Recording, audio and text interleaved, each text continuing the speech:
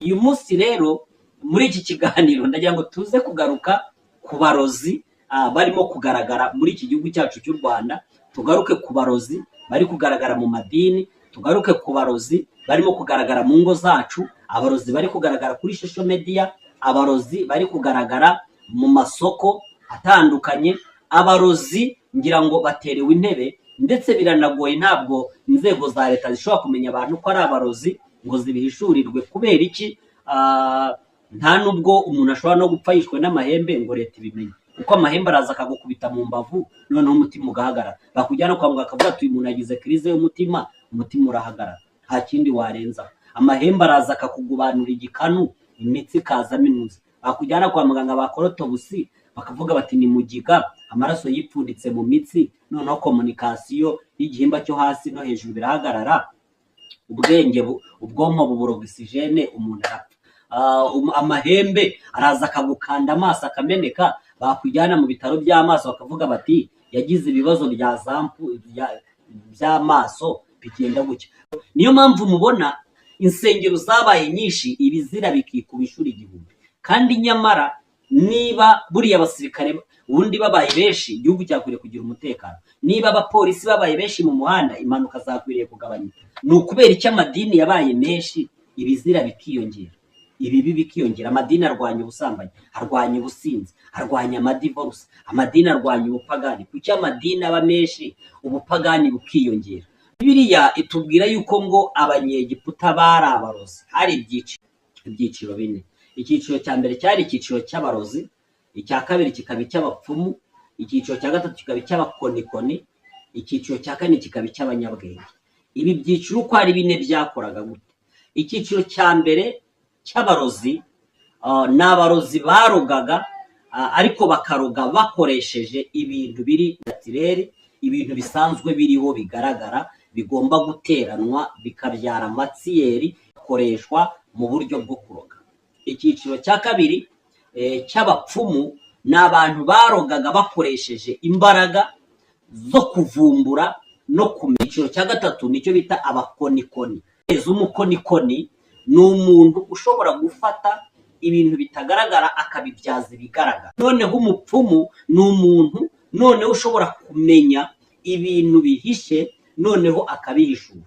Abarozi abantu bafata ibintu bakabivanga akavamo umuti wica. Hakaba nabo bita abanyabwenge. Abanyabwenge ni abantu bize, bafite ubumenyi bakomora mu mashuri. Ubwo bumenyi buba bufite aho bugarukira. Ibyo utize ntabwo uba ubizi, biba bigusaba kubyiga. Ariko umurozi nawe ibyo azi ni ibyo. Ubundi abarozi n'abanyabwenge buriya baba bafite ubumenyi bufite aho butangirira n'aho bugarukira. Iyo umuntu aroga abavuga ngo ngifite ubu burozi burica, ariko nubwo nyine abafite. Umukonikoni rero ni umuntu mugari mu mwuka, n'umupfumu ni umuntu mugari mu mwuka udashobora kurondora ngo umenye aho ibyo bitangirira n'aho bigarukira. Bari munini cyane kuko ni abantu baba bakorana n'indi myuka kandi ibarengeje ubushobozi. Ntabwo bakora rero mu bwende bwabo. Ibi byiciro byose byari muri Egiputa. Noneho mbibutse yuko mu gihe cy'umwami Farawo, ubwo Mose yamuhagarariye imbere, aba barozi bashoboye guhindura inzoka. Buriya ni ukuvuga ngo Satani agutera ikintu kigaragara ku buryo kiba kigaragara nyine, ariko kizanywe na Satani. Niyo mpamvu hari abantu benshi mufite indwara zikomoka kuri iyi myuka y'abarozi, mukagira n'ibigeragezo bikomoka kuri iyi myuka y'abarozi. Abarozi bararoga ku gipimo, bakuroga ubukene, bakakuroga ubukene, ugakora ugakena, ugacuruza ugakena, ugahinga ugakena, ukaba mu gihugu gikomeye ariko ukabona uri umukene rwose, uburyo umuntu utamubonera n'idolari ryo kurya kandi abantu bazi ngo urakomeye. Abarozi babasha kukuroga ubuswa. Umwana ugasanga avuka kuri se ni umunyabwenge, nyina ni umunyabwenge, ariko ukibaza ubuswa ahantu abukomora. Abadayimoni bagakora mu buryo bw'ubuhanga, umuntu akamukora mu kiganza akavuga ati ubu bwenge ndabutwaye. Ako kanya dayimoni akacunga uwo mwana aho aziga hose kuri iyi si, akamuyabura ku buryo abarozi bararoga ku buryo aroga ibishyimbo, ugahura ibishyimbo agomba gukuramo toni, ugakuramo ibiro 80. Ibindi abadayimoni bakabitunda mu buryo bw'umwuka. Nizo mbaraga z'abakonikoni. Nizo mbaraga z'abakonikoni ni ubushobozi bukomeye mu buryo bw'umwuka udashobora kumenya keretse nyine uhawe imbaraga zo kubimenya. abarozi barakuroga ku buryo utwara inda ikamara imyaka 2 iri aho ngaho rwose, kandi abarozi baraguhamije. Kandi abaganga bakavuga ati inda nishobora kumara imyaka 2, kandi muganga yakubaga ugapfa. Abarozi niko bakora. Umurozi mukoniko n'umupfumu arakuroga akakuhambira ku buryo agutandukanya na so, akagutandukanya na nyoko, akagutandukanya n'abana, akagutandukanya n'abavandimwe bawe, bose bakakwanga, ukiberaho rwose. Akavuga ati ndagutanyije, akabitongera, abademoni bakabirinda. Agafata ishami ry'igiti akarikokora amashami yose, ati nk'ukuri ishami ndikuyeho amashami ingereka bisigaye yonyine. Niko kanaka. Abarozi barakuroga washyingiwe, bakakwima urubyaro, bakagambana, akavuga ati ugende uyu mwana umumuhe, numara kumuhandaza nanjye mu mwaka. Noneho rero bakakuroga, aho ujya kwa muganga, muganga afata ibizamini akavuga ati wa mugore w'intanga zawe n'inzi mu mubiri ukora neza, umugabo bagasanga akora neza, ariko kugira ngo muzabyare bikaba bidashoboka. Abarozi baragiye bakaguhambira. Abarozi bagutwarira ubuzima, bakakumutsa ukamera nk'ibuye ryo ku gasozi, bagatwara icupa ry'amazi cyangwa ikintuza, bakagenda bakabitaba ahantu. Abarozi urabazi. Uyu munsi ndagira ngo tugaruke ku mikorere iremereye y'abarozi binjiye mu buzima bw'abantu. Abarozi bagutesha umutwe, ugata umurongo, ugasanga umuntu wari ufite ubwenge washobora gukora ibi bakamuyobya. Kwa kundi nyine abahanga bahakinga indege, mujya mubyumva, bakayiyobya bakayigusha ku kibuga cy'indege bashaka, igata icyerekezo yari ifite.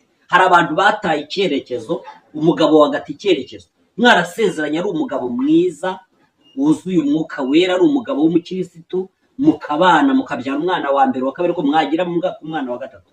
Abarozi bakamuyobya, agahinduka umusinzi, ugakomeza ukararama nk'umufuka w'ishati, ukavuga ngo wenda ngo ni ibihe. Ntabwo ari ibihe.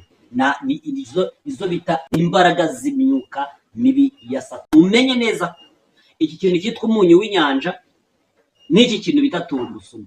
Ibi ni ibintu abapfumu n'abakonikoni n'abarozi bo muri Egiputa bakoreshaga, bakongeraho n'ikintu cyitwa ibihaza. Ariko abarozi bo muri Egiputa bakoreshaga ibintu bitatu mu buvuzi bwabo bw'uburozi. Bakoreshaga ibihaza, bagakoresha tungurusumu, bagakoresha n'umunyu w'inyanja.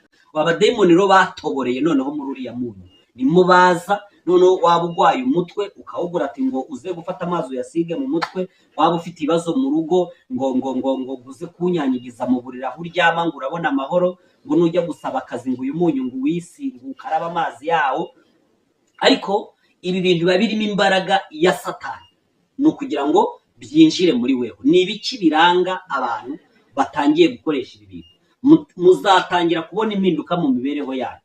Uzabona urota uri mu busabane n'abadayimoni. Uzatangira kurota baswa na banyoko bapfuye na banyogokuru wanyu ba kera. Uzatangira kubona uri mu biterane bigari birimo abantu badafite imitwe, ahandi birimo abantu bafite imirizo. Ikindi, mugiye gutangira kujya murwara indwara zirenze izo ngizo, kuko ntabwo Satani, bundi mu gihe uguwe neza unafite amahoro, byagora Satani kugukoresha. Buriya niba hariho nk'umuntu usambana kubera ko akenye, Satani akamukoresha, ntabwo ubukene bushobora kukuvaho. Niba usambana, ubukene bukabugutera kujya gusambana n'abagabo, ntabwo ubukene buzakuvaho, buzakugumaho. Kuko buramutse bukuvuyeho, Shitani akabugukuraho, wahagarika ibikorwa bye byo kugira gute, byo gusambana. N'ibi bintu rero by'iyi myunyu n'izi za tungurusumu abantu barimo gukoresha ngo bagiriwe inama ngo n'abantu bitwa abavuzi. N'abantu bita abavuzi. Ubu ni uburozi bukomeye. Uburozi bwinjiye mu madini, aho abantu bazanye amazi aviyo ngo za Kibeho, za Nyaruguru. Amazi y'Inyaruguru atandukanira he n'amazi y'i Musanze? Amazi y'Inyaruguru atandukanira he n'amazi yo mu Burasirazuba? Atandukanira he n'akandi ka Nyirangarama? Atandukanira he na Nili?